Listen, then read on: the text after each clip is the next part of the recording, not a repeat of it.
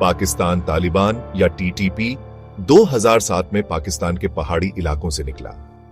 ये उग्रवादी संगठन कई लोकल मिलिटेंट ग्रुप्स के मिलने से बना, जिनका एक ही मकसद था, पाकिस्तानी सरकार का विरोध करना और पाकिस्तान में इस्लामिक कानून या शरिया का अपना सख्त वर्जन लागू करना। टीटीपी अपनी क्रूर हरकतों और अपनी विचारधारा के प्रति अटूट प्रतिबद्धता के लिए जल्दी ही बदनाम हो गया। टीटीपी का मुख्य मकसद पाकिस्तानी सरकार को गिराना है, जिसे वो गैर इस्लामी और पश्चिमी ताकतों का कठपुतली मानता है। वे फेडरली एडमिनिस्ट्रेड ट्राइबल एरियाज या फेटा और खैबर पख्तूनख्वा प्रांत में एक इस्लामिक एमिरेट बनाना चाहते हैं, जो ज्यादातर पश्तून आबादी वाले क्षेत्र है। टीटीपी का आखिरी मकसद पूरे पाकिस्तान में शरिया कानून का एक सख्त रूप लागू करना है। टीटीपी की विचारधारा देवबंदी, कट्टरवाद और पश्तून राष्ट्रवाद के मिश्रण पर आधारित है। वे खुद को पाकिस्तानी राज्य और उसके पश्चिमी सहयोगियों के खिलाफ जिहाद यानी धर्म युद्ध लड़ते हुए देखते हैं। टीटीपी पाकिस्तान में कई आतंकवादी हमलों के लिए जिम्मेदार है, जिसमें आम लोगों, सरकारी संस्थानों और सुरक्षा बलों को निशाना बनाया गया है। उनके हमलों ने हजारों बेगुनाह पाकिस्तानियों की जान ले ली है और देश की स्थिरता और अर्थव्यवस्था पर विनाशकारी प्रभाव डाला है। अफगानिस्तान पाकिस्तान सीमा पर दूर दराज के आदिवासी इलाकों में टीटीपी की बेरोकटोक काम करने की क्षमता पाकिस्तानी अधिकारियों के लिए एक बड़ी चुनौती रही है। अफगान तालिबान और पाकिस्तान तालिबान के बीच का संबंध जटिल और महत्वपूर्ण दोनों है। अफगान तालिबान, जो अफगान सरकार और उसके पश्चिमी सहयोगियों के साथ लंबे समय से संघर्ष में लगा हुआ है, ने टीटीपी को वैचारिक और साजो सामान का समर्थन दिया है। इस रिश्ते ने टीटीपी को अपने काम को जारी रखने और पाकिस्तान के अंदर अपने प्रभाव का विस्तार करने की अनुमति दी है। इस कनेक्शन का पाकिस्तान पर गहरा असर पड़ा है। टीटीपी ने अफगान तालिबान के साथ अपने संबंधों का इस्तेमाल अफगानिस्तान में सीमा पार सुरक्षित ठिकाने हासिल करने के लिए किया है, जिससे उसे आसानी से सीमा पार से हमले करने में मदद मिली है। इससे पाकिस्तान में सुरक्षा की स्थिति और खराब हुई है, जिससे सीमावर्ती क्षेत्रों में हिंसा और अस्थिरता बढ़ी है।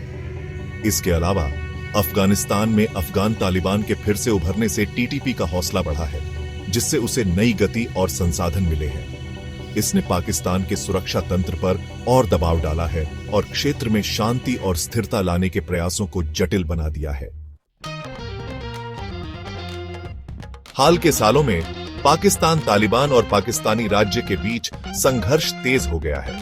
टीटीपी ने नागरिक और सैन्य दोनों ठिकानों को निशाना बनाकर बड़े हमले करना जारी रखा है। टीटीपी के लगातार हिंसा के अभियान में योगदान देने वाले कारकों में से एक उन्नत हथियारों की आमद है, जिनमें से कुछ का पता अफगानिस्तान में छोड़े गए अमेरिकी सैन्य आपूर्ति से लगाया गया है।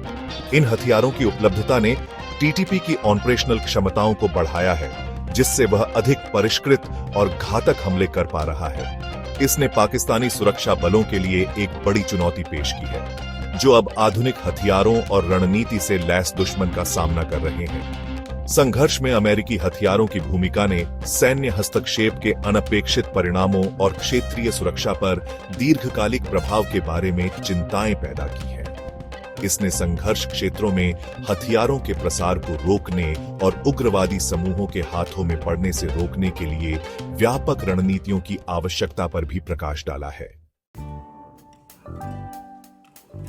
पाकिस्तान तालिबान द्वारा उत्पन्न बढ़ते खतरे के जवाब में पाकिस्तानी सरकार ने उग्रवाद का मुकाबला करने के उद्देश्य से कई उपाय लागू किए हैं। इन प्रयासों में सैन्य अभियान, खुफिया जानकारी से प्रेरित आतंकवाद विरोधी पहल और टीटीपी के कुछ गुटों के साथ बातचीत करने के प्रयास शामिल हैं। इन प्रयासों के बावजूद टीटीपी एक दुर्जय दुश्मन बना हुआ है और संघर्ष के कम होने के कोई संकेत नहीं दिख रहे हैं। जारी हिंसा का क्षेत्रीय स्थिरता पर दूरगामी प्रभाव पड़ा है, जिससे न केवल पाकिस्तान बल्कि अफगानिस्तान और भारत सहित उसके पड़ोसी देश भी प्रभावित हुए हैं। पाकिस्तान के सीमावर्ती क्षेत्रों में अस्थिरता ने एक सुरक्षा शून्य पैदा कर दिया है, जिसका विभिन्न उग्रवादी समूहों द्वारा फायदा उठाया गया है, जिससे क्षेत्रीय सुरक्षा परिदृश्य और जटिल हो गया है। यह स्थिति उग्रवाद के मूल कारणों को दूर करने और क्षेत्र में दीर्घकालिक शांति और स्थिरता को बढ़ावा देने के लिए